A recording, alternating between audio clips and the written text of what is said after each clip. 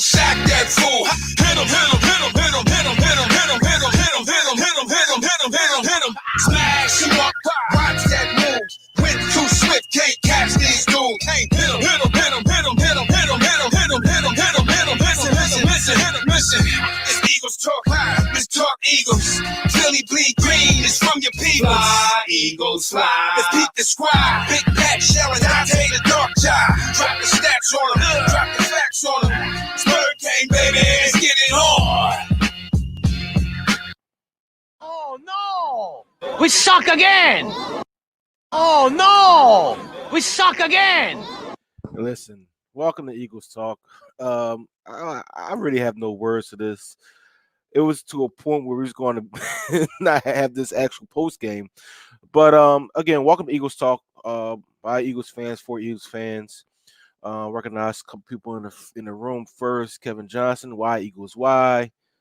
Aeneas Boyd. We can't score over 30 points. You're doggone right, man. Brian Billard. If this game doesn't show everyone we have a coaching problem, not a QB problem, then I don't know what will. I totally agree with you. This team sucks. Let's be honest. This team sucks. There's no heart. There's no desire. There's no attention to detail. When you understand that somebody's going after a particular corner, you should, change your scheme. Maybe put another corner back in there and go ahead and rock out with that. I'm fine with Jalen Mills playing corner, but of course I'm not the defensive coordinator. I'm a little pissed off. I've been drinking water. It's not no drinking mood right now because if I'm drinking, I might go up there and say something I shouldn't be saying. The whole secondary needs to walk back to Philly. Donovan, comment of the day. Let's start this quarter. You're now listening to the Hey, listen, guys, this is not going to be long. We all saw what happened. We suck. We're terrible. We're terrible. We're terrible. Eddie Peterson stinks, Hurt stinks, coaches stinks. Clear house and build around Wentz. You might have a point. I don't know where to go from here. I really don't know what to go from here. Doug Peterson had a philosophy at the beginning of the game. We actually had a philosophy. Run the ball. The RPO, the read option with Jalen and Miles Sanders is working to perfection. We went downfield the first drive and scored a touchdown. The second drive was a deep shot to a D-Jack. That was wide open, but I guess he's on a pitch count, so you have to put your money man in there. Alshon Jeffrey did have a big pass interference penalty, which didn't mean anything at the time of the game it happened. But now you got Greg Ward, Alshon Jeffrey, and your two tight ends playing running deep routes, and that doesn't make sense. Like, if you're going to have your two tight ends in there, run the freaking ball. Let me get to some more comments. Kevin Johnson, we had this game. Blow up the team. Get rid of Howie and Doug. Oh, boy. Patrick Wayne Lee, another example that it isn't all on Carson Wentz. You're right. It definitely is not on Carson Wentz. The play calling sucks. You get too comfortable and you start. It's just like the first game of the year when we played Washington. We had the opportunity just to run the ball the rest of the game and win the game, and yet you want to throw the ball and put your team in a bad situation. This is piss poor by the offensive staff, and it's piss poor by the defensive coordinator. Defensive coordinator should recognize that, you know what, they're coming after this corner. He doesn't play the position well. Why do I have him up playing press against their best receiver? Yes, we might think Cooper is the best receiver or CeeDee Lamb. Gallup is their best receiver right now. He's on a roll. He's a guy that makes plays for the cow turds. And yet you had him playing up on him, and he's getting torched. He got torched the whole game. He got 9 passes against him for 7 receptions, 182 yards against one corner. One corner, not a team, a cornerback. Let me go to some newer comments. Henry Jingis, the only thing that is more bullshit than this loss is crazy how we're going to get a top 10 pick and do nothing with it. I agree with you. We might mess it up and get an offensive lineman. Xavier, offensive penalties. Listen, these are a bunch of clowns on the front, offensive line right now. Matt Pryor can't hold anything. He can't do anything on there. Jordan Mailata, even though we might think he's might be the tackle of the future, he's still raw. He still has some. He needs to work a couple things. He did get beat for a sack, a strip sack at that. I still have confidence in Jordan Mailata because he's been holding his water, but as of lately, he's been getting beat. Hyped up Jacob all week just to get torched. You doggone right. We hyped him up, and he got torched like he got torched last week. You know what? We have to go what we got to go with, and the thing about it is that we don't have any other corners to put there except Jalen Mills. And as a defensive coordinator, if I recognize that we don't have any other corners to put it there, what was successful in our defense before this year? Jalen Mills was actually a successful cornerback, believe it or not. He was a very successful corner. Put him at corner. Put him at corner. This makes no sense. Let me go to some other comments. Jermaine Blair, what's going on, brother? Need another offensive coordinator. Doug cannot call the plays, relinquish his duties, or leave the team. I said that. If y'all don't know, we have a game day chat, and in the game day chat, I said that Doug Peterson needs to relinquish his offensive play calling duties because the offense became stagnant after that 81-yard bomb to Deshaun Jackson. How do you not go back to those plays, crossing routes, zone replays with your quarterback and Miles Sanders? How do you not go back to those routes and go down to a traditional offense where you're dropping the quarterback back with nobody out there? Listen, as much as I love Greg Ward, as much as I really appreciate what Greg Ward has done for this team, when you have a Quez Watkins, I've been saying this since week one, when you have a Quez Watkins, and now you have Deshaun Jackson back, who scored an 81-yard touchdown. You have Deshaun back. Jaden Rager, even though he's not producing like we want him to produce, you have these three speedsters on the sideline at the same time. What is your offense going to produce? Absolutely nothing, especially if you're not running the ball. I can understand if you're running the ball with the lineup that you had out there, but you're not running the ball. You're throwing the ball deep like these guys are the guys that's going to be able to catch the ball. Let's read some more comments because I'm a little pissed off right now, and I'm trying to keep it.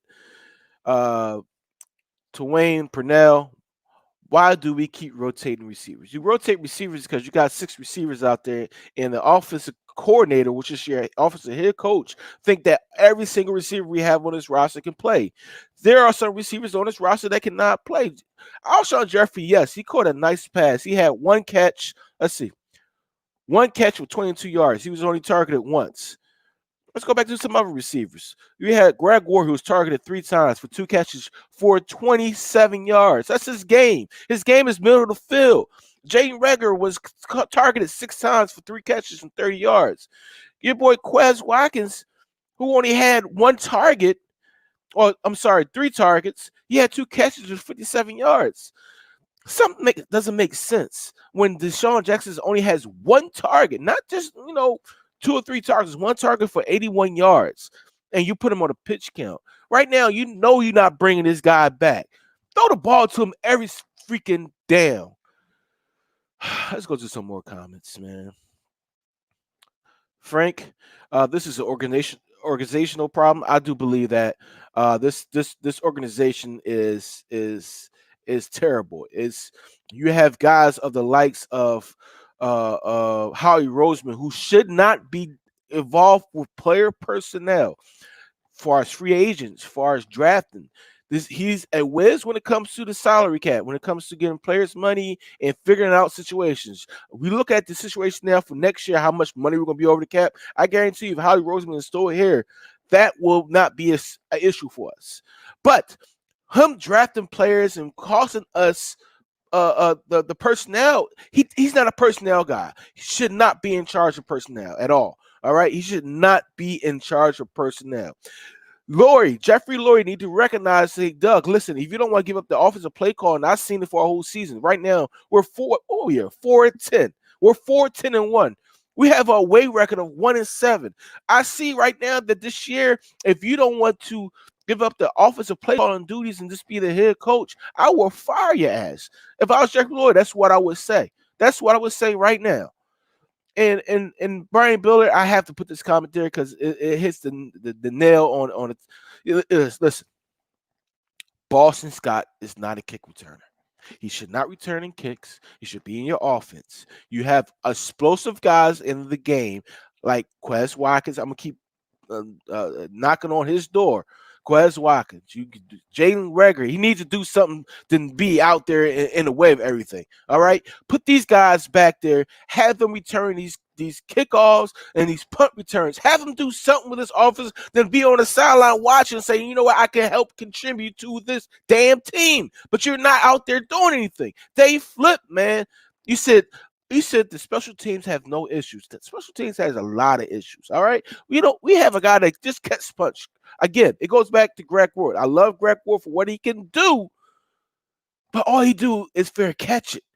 If he has room to run, he's only getting 5 to 6 yards average. This is terrible, guys. This is terrible. This is back to some comments. I'm not gonna be on here too much longer. Probably 15 more minutes. If you guys are out there drinking and y'all want to get a shot, I'll do one with you. It's not for this game. Hell no, not to this game. Maybe to the finally the owner Jeffrey Lawrence seeing that this is a problem and his need to roll. First person that need to be fired. And I'm gonna be honest with you. I love him for what he has did with the personality he had because he didn't have any personnel. But let's be honest. Jim Schwartz needs to be gone. He needs to be the first cut. All right. Jim Schwartz needs to be out of this door. All right. Doug Peterson, if he doesn't want to relinquish the play calling duties and get an actual offensive coordinator in here to run this offense, as much as you did for this organization and bringing our first Super Bowl to us, you might have to go too. Howie Roseman.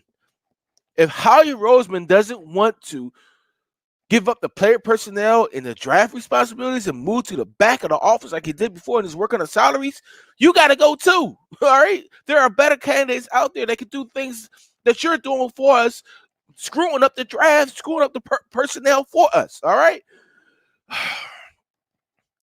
Everett, Schwartz and Doug are too damn prideful not to change when the season is on the line. 4th and 4th in Dallas red zone. You got momentum. Kick a field goal in the first half, but go for it. 4th and 15 in the second half.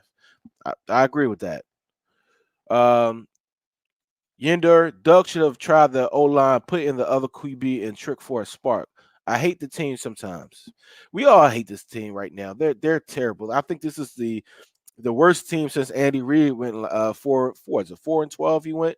We're not going to match that because we're going to be most likely if we lose against the Washington football team, we'd be 4-11-1. If we beat the Washington football team, we'd be 5-10-1. So, guys, I don't know what else to say. I look out there and I confirm to.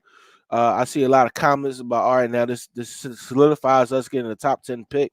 We could still mess that up. We'd probably go out there and draft, instead of drafting Deontay Smith, we draft, a guy that was doing okay in the Pac-10. Oh, man.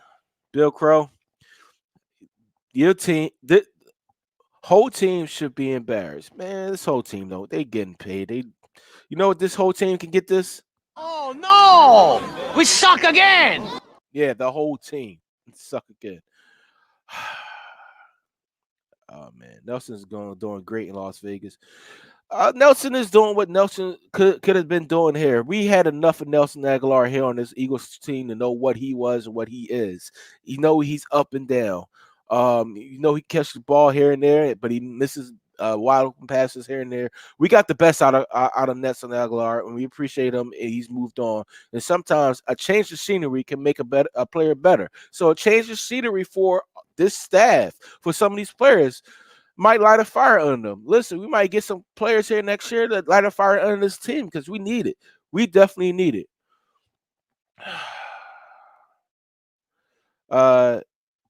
Cravel, I'm calling in sick tomorrow. Mental stress and disappointment is an illness.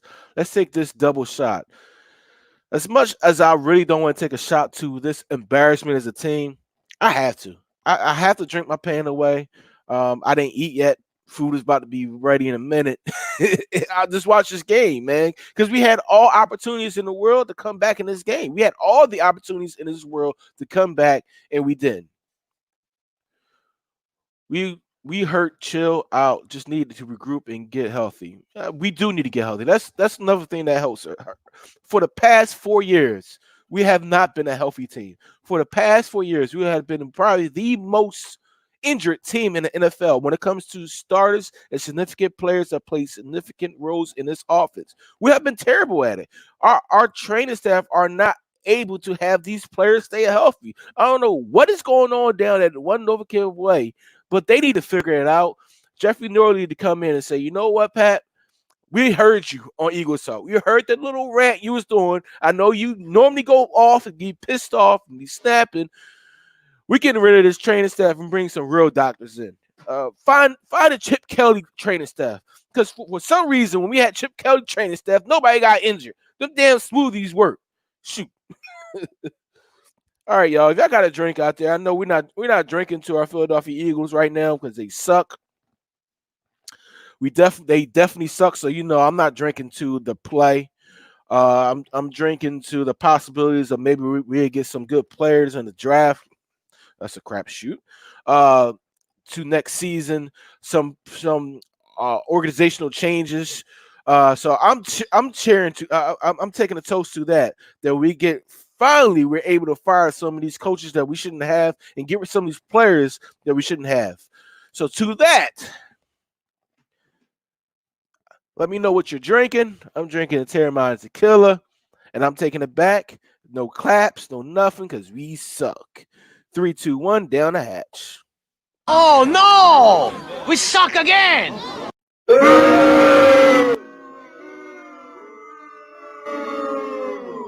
Yeah, that's what we get. That's what we get. We came in this game a little bit too cocky. We scored points necessary in the first quarter. We scored 14 points. I think that's the most points in the first quarter we scored all year. We were looking good in the first quarter. We had a run pass ratio, which was actually pretty decent in the first quarter, where it was 4 runs to about 4 passes to 4 runs. 12 runs. We had a ratio that favored running the ball. Running the ball opens up everything, especially when you don't have your starting right guard in, you're starting right tackle. When you don't have those guys in, running the ball with these big hogs up front helps provide a cushion for that offense. That offense, when you run the ball, successfully run the ball. Let me give you some. Even though Miles Sanders only had a 3.8 average, that was later on in the game. In the beginning of the game, he had a 5.5 average to start the game. 5.5 yards per run, and you go away from that. There's something wrong with that, man. There's a flow to a game, and as a head coach, if you don't see that flow, something is wrong with that offensive coordinator, which is our head coach. We got to recognize that he doesn't have the best interest in the team right now. He doesn't. Gilbert, he said the secretary is guard. Yes, they are. Listen, shout out to Big Play Slay. He got his first interception of the season. We've been waiting for it since week 1. But once he was on a receiver, they totally said, 24 is on the right, we're going to throw to the left. 24 is on the left, we're going to throw to the right. And they were successful. This freaking quarterback, Andy Dalton, who was out of Cincinnati because he sucked, almost threw for 400 yards against us. Almost threw for 400 yards against our secondary. Last week, we had to contend with Kyler Murray throwing for 400 yards. Yes, he threw for 400 yards. He has the best wide receiver in football. We went against 3 wide receivers. They're okay in their own right. But let me go to some more comments. I'm getting really pissed off. Rachel, she said, Doug wants to play backyard football instead of Matt. That's actually pretty funny. Let me go to Sue. He's turned to Andy Reid. He is. And it's sad. It's sad to see that with the talent that we have on the offensive side of the ball, not only are we rotating all wide receivers when we should be rotating wide receivers, we're rotating. You're not running the ball with the best weapons you have on the team. The best weapon on the team is our running back, Miles Sanders. He is our best weapon on the team, bar none. All right. This guy hasn't even played a full season. He has close to 1,000 yards rushing the ball. All right. And it makes absolutely no sense why you stay away from him. Yeah, I gotta go to this comment. J.R. Ritchie, Pat, you could have thrown for 400 yards today. I listen. I would bomb away every time I see 38 on my receiver. I would throw it deep. I guess that's what they did. They did see that. That did happen a couple times. Darnell Williams, this was horrible football game. It was. I mean, for the way that this game started out, to tease us, to say, you know what, we're gonna put up 14 points in this first quarter and only give them 3 points. You know, that's a tease. Like, even if you just say, you know what, I'm gonna put up 14 points this half, right? Put up 14 points the next half. That's 21 points. Put up 14 points the next half. Put up 7 points the next half. That's 28 points. Put up another 7. That's 35 points, right? At least we stay in the game. If you score a touchdown each quarter, we only scored 3 points in the second. We only scored 3 points the rest of the game. Every put up 14 points. This team is not what we invested our time be in quarantine. We're in quarantine, right? Being in Philadelphia, we're in quarantine, right? To watch this team render us to sit in our homes, right? To not be able to go out and get drunk and say, you know what, F it. At least the Sixers get to play. You know, to sit at home and go through all my bottles of Terramana. Shout out to The Rock, because this is good. You know what? It's piss poor, man. Yes, I'm getting drunk. My wife said, "Oh, you're drunk." Yes, I'm getting drunk because of this goddamn team. Gilbert, if you tune in a little bit, I said our strength and condition is crappy. They need to go. They gave up 27. They gave up 24 straight points. I know they gave up 27 points. They gave up 24 straight points when Fletcher Cox left the game. It's a hole there, man. There's a hole there. The guys we got there, Hargrave, Malik Jackson, they can't hold Fletcher Cox jockstrap. I'll be honest with you. And we gave him a lot of money to be, you know, the 1-2 punch with Fletcher Cox. And these guys can't even hold his jockstrap. You know what? I'll say this. The one announcer, he's from the University of Miami. I forget his name right now. He played linebacker. He played for the Saints. And just like Everett said, the announcers were calling out all the problems. It was obvious. And it's not even obvious to the announcers. It's obvious to us. As Philadelphia Eagles fans, we see the issues. If we know the issues as fans, why the hell does a coach that's getting paid millions of dollars not understand or see those issues? Thank you, Mikey. Jonathan Vilma. Yes, Jonathan Vilma. How do you not see those issues as a coach that's on the sideline and you got an offensive brain trust as a defensive coach? You know your shirt staff. I can give you a pass sometimes, but I know your short staff on that cornerback position. You know you have a safety that plays corner very well, even though we as Eagle fans say, you know what, he's a safety, he's not a corner. He did it in our Super Bowl year. Put his ass at corner and do everything else you want to do. He serves the position well. He's a hybrid. And I love that he can do that. He's not a Malcolm Jenkins. Let's be 100%. But he has comparable stats to Malcolm Jenkins this year. His stats are on par with Malcolm Jenkins. He can play the position at corner and safety if you need it. We needed it today. This guy torched us for 6 catches, 121 yards. Cooper torched him for 4 catches, 121 yards. Roby Coleman, you don't even need to come to work tomorrow. Nope. I guess you need to catch a plane back to Philadelphia and take your ass back the hell where you came from.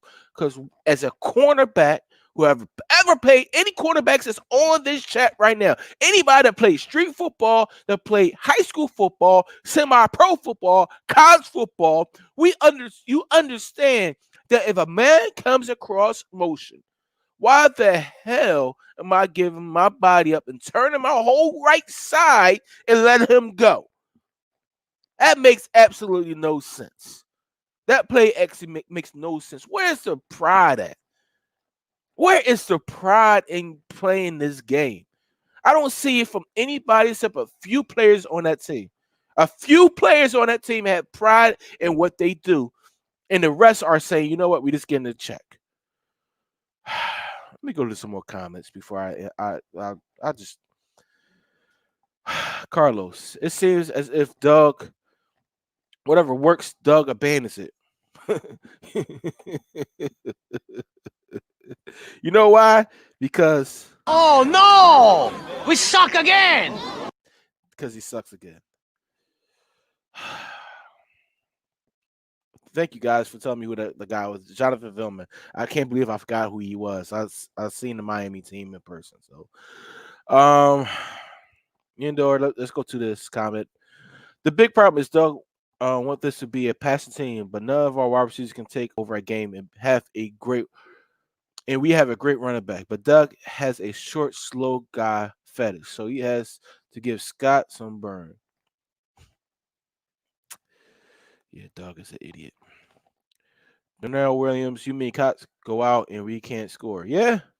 Once he got injured, he got a stinger. I'm gonna be honest with you. A lot of people don't understand when you get a stinger, it's serious. It can be depending on what a stinger is. It was a stinger to his neck. A lot of guys get stingers in their shoulders and not realize that the shoulder can be, dislocated, whatever. A lot of or collarbone might be just dislocated, whatever it may could be. But when you get a stinger, you have to be serious. You got to take it serious, especially when you're banging every single down. Fletcher Cox bangs every single down, regardless if he's getting double team or what. You might not think that he's playing 100%, but this guy gets double team almost every play, just like Aaron Donald. Aaron Donald is just much quicker than Fletcher Cox. If Fletcher Cox had the speed and agility as Aaron Donald, he would put the same stats up as Aaron Donald, but he's just a big guy in the middle. So once he went out the game, I guess that they realized it. They didn't realize it in the terms of running the ball. They realized that they're not getting no pressure against the quarterback, and because they're not getting no pressure against the quarterback, you know what they're gonna do? They're gonna let him throw the ball, let him throw the rock. Man, this is something else, y'all. This is something else. So, yeah, I know you play with the Miami Canes. I'm not bringing up that team because I've seen that team in person. All right, I've seen that team in person. I've seen Sean Taylor. I've seen Jonathan. Uh, uh, uh, I can't even remember these guys. They were huge and fast at the same time. Let me go to some more comments. Jim Walton, I did stop throwing the ball to D-Jack was on a pitch count. He was on a pitch count because he just coming off an injury.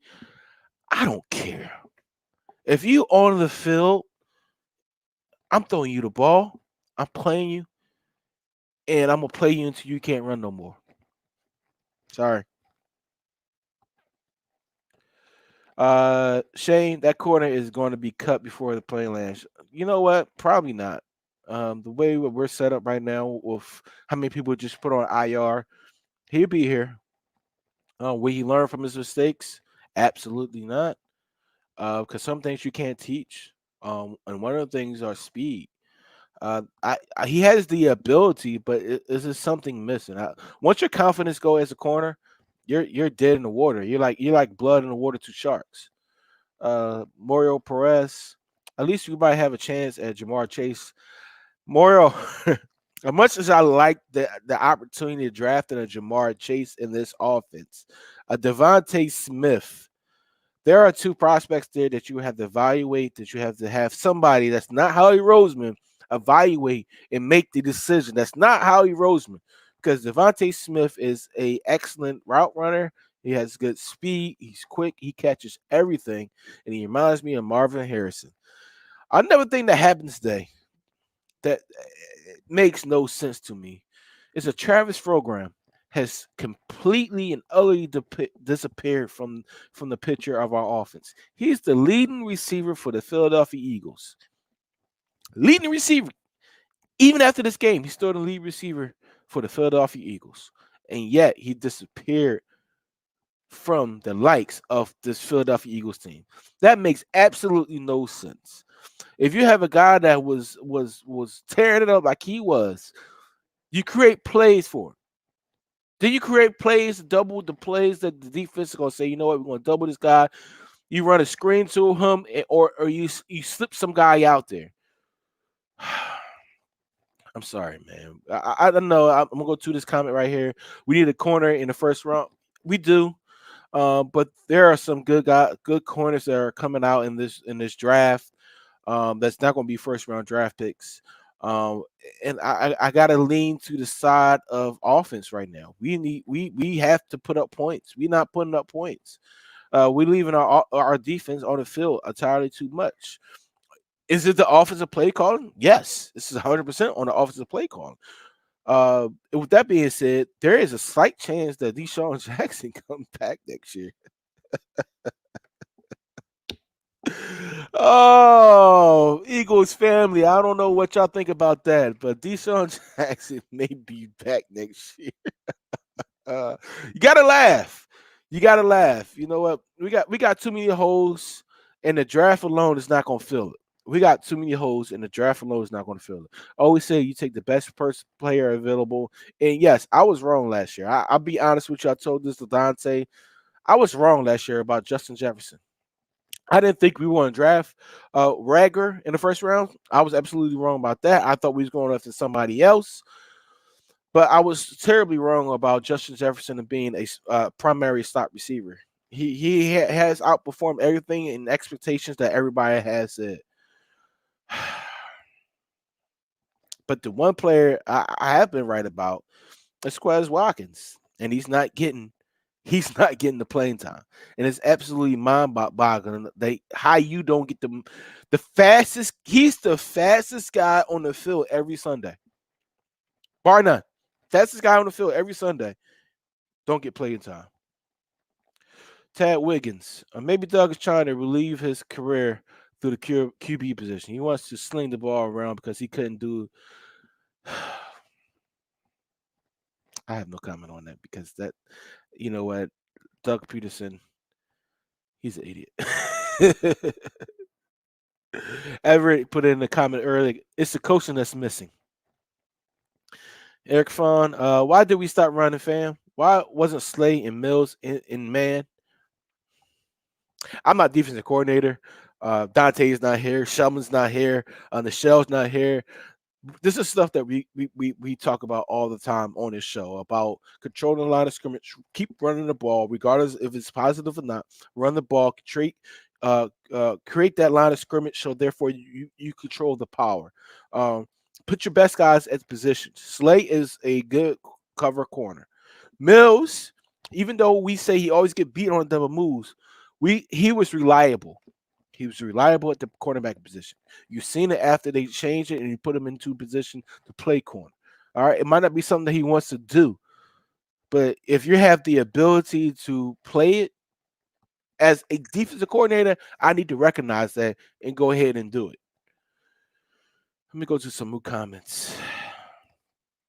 Jim, this is going to be a comment we're going to be talking about for the next year into the June 1st cuts come around, because we have to have the decision made by, I think it's June 1st, whether or not we're able to trade or cut. So I'm not going to touch that with a stick right now.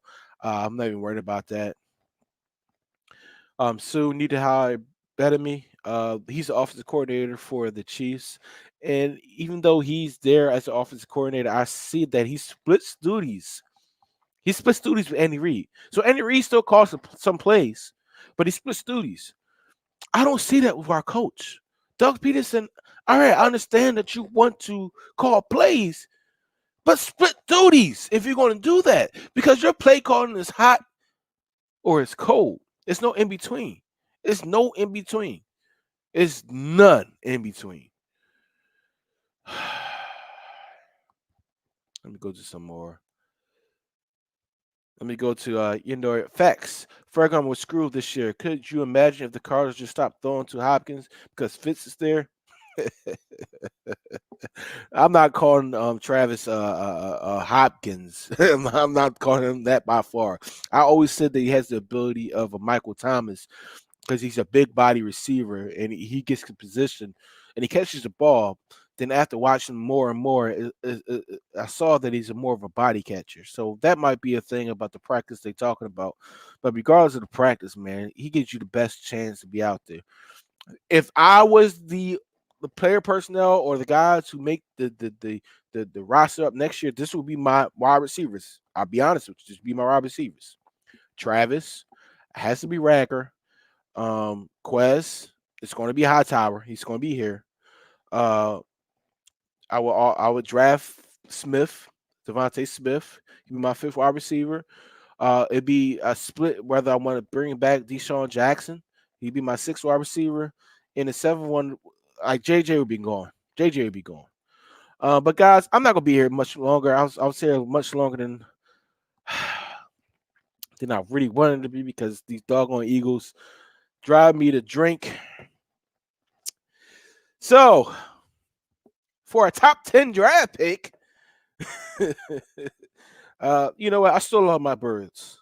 Still love my Eagles. I was always still support my Eagles. We do need a new direction. We need some um we need a philosophy. We need a philosophy. We need a coach to come in here with philosophy, whether they're going to be a running team or not. Because the first half of the game, the first quarter, you saw, like I said, in the post game, I mean the pregame, was they trickled in some Ravens type offense where you had the read option with the quarterback. You had the tight end in the backfield. You had more blocking. You had got more yards. Miles Sanders averaged 5.5 for the whole game. Jalen Hurts averaged 7.7. So with that being said, you have a guy that has the ability to be mobile. Use it. Continue to use it the whole game. But with that being said, this is very stressful to a lot of Eagles fans. I'm ride or die with my team, regardless of how good or how bad we are. I always see the good and bad. That's what Dante's always snapping at me about. That Pat, you always want to talk about the good and the bad situations. Yeah, I do. I mean, because there are some silver linings in all of this that we see. There are some great possibilities that lies around the corner. Maybe this loss opens up the things that we've been talking about all year about getting rid of some of these coaching staff, getting rid of some of these high priced players, getting making this team much younger. Um, we already know that it's not really on Carson Wentz or Jalen Hurts that is on the offensive coordinator. It's not really on the players out there. Jaquette can do only what he can do. It's the defensive coordinator making a switch. Uh no, I do not. I do not want to put that up there. I haven't felt this bad about the Eagles scene since the Rich Kotite era. Oh my goodness. You know what? You got to stop that, man. Tom, you got to stop that. But you know what? I will do this, man. For my Philadelphia Eagles fans out there right now, I'm gonna do a cheers to you guys. I'm gonna do a shot to you guys for sticking with your team and staying true to your team because we need to stay true to our team regardless of our record. We live, we bleed green, and regardless of how bad we are, we're not the Jets. Even though the Jets won today, we're not the Jaguars. We're the Philadelphia Eagles, and we have opportunity to get in the draft. Oh goodness, we don't have opportunity. Where's the positive at, man? They always say when you got somebody, bring somebody here. What is your 5 year plan? What is your 5 year plan? I need whoever they bring in here. They need to have a 5 year plan and give it to the fans. Give it to the fans. Let us read it. God, sheesh. All right, guys. Again, I'm not going to stay on too much longer. But I do want to give it a cheers out to all my Eagles fans. This has been a very stressful season. We've been drinking a lot. We've been upset. Quarantine has held us down. So we had to really deal with the misery, the embarrassment of watching our team perform each and every Sunday through all this. So to you guys, this is for you. I'm drinking on the Terramana. Shout out to Dwayne The Rock Johnson. If you see this, The Rock, I will share it to your page. Make sure you you send out your PR people so they can get we can get sponsored by you guys. All right. So to my Philadelphia Eagles fans, not to the team, to my Eagles fans, the ones that's been there since week 1 and is going to be there forever with us. Cheers. Down the hatch. 3, 2, 1.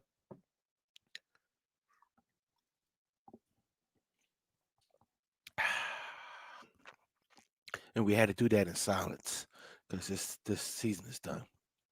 All right, guys, that's my time. I appreciate you tuning in to us. We love you. We're gonna be here during the week. I'm gonna have a friend of mine come and guest host with me alongside Dante the Dark Knight and Michelle. She's in Costa Rica. She's enjoying that weather. So to Michelle, who's enjoying her weather, even though we lost, you're on the beach. So that's a win-win. To Dante, listen, brother, get better. He's if everybody that don't know, Dante's he's been exposed to COVID and he tested positive for it. So he's in quarantine. So to my cousin Dante, get better, be safe. Everybody out there, be safe in everything you do. If I don't talk to you before the new year, Happy New Year, happy holidays, happy Kwanzaa, happy all that. And we appreciate you. And we see y'all again on Thursday. Same bat channel, same bat time, 7 o'clock. And I'm out. We go live in 5, 4, 3, 2. Smash him up, crack that fool. Quarterback, crack, yo, sack that fool. Hit him,